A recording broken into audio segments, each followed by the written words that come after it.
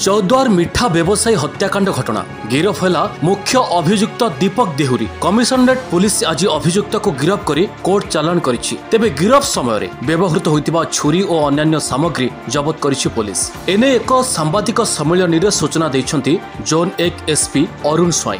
तेबे व्यवसाय भित्तिक शत्रुता चरम सीमा पहुंचवा पर हत्याकांड योजना रचिथिला दीपक। आउ गत 25 तारिख राति योजनाबद्ध भाव में प्रशांत माझी को एक धारुआ अस्त्र आक्रमण करथिला से ओ घटनास्थल में गुरुतर होइथिले प्रशांत। तेबे घटनास्थल एसीबी रे भर्ती करा जायथिला, किंतु चिकित्साधीन अवस्था डाक्तर तांको मृत घोषणा करथिले। हत्याकारी और मृतकंक मध्य पूर्वरु अनेक थर विभिन्न कारण पई पाटितुंड होइथिला। तेबे 25 तारिख दिन बचसार किछि पूर्वरु दीपक देहुरी नुआ छुरी किनि आनी रखिथिला। तेणु सबु दिग को दृष्टि देला परे यह जना पड़ुछि जे यह योजनाबद्ध। तेबे एही घटना रे पुलिस शव को व्यवच्छेद करबा परे परिवार को हस्तांतर करिछि।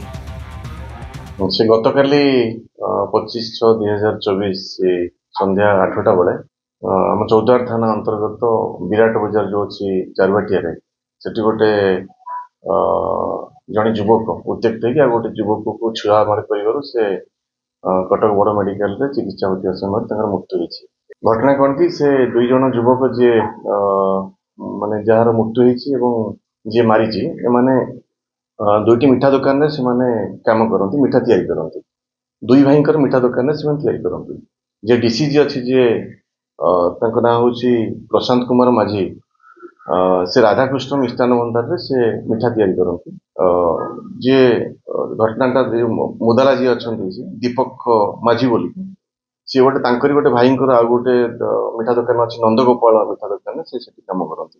से बहुत समय से मुदाला आसिक ये जो डिसीज को आसी बहुत टीज करे गाड़ीमंद करे।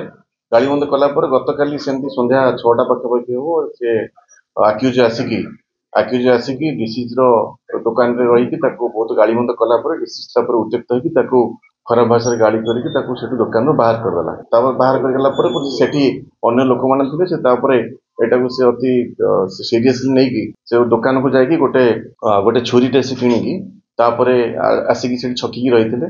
जिते करेन्ट पलैगला से डीसी जो एकुटिया था तार सुजोग नहीं कि से तार पेट पाखक छुरी आघात कर प्रथमे संध्या 6टा बेले आर्ग्युमेंट होता 8टा बेले किंतु इंसिडेंट जो से मारिदा उद्देश्य तार छाती पाखक से छुरी आघात कर पूर्व भितर एक्चुअली दुई जन भितर एमती सामान्य कथा को लेकिन पाटितुंड हुए जेहेतु दी जन जाक मिठा दुकान रे काम करुले और परस्पर प्रति ज्वेलेसी भी थिले।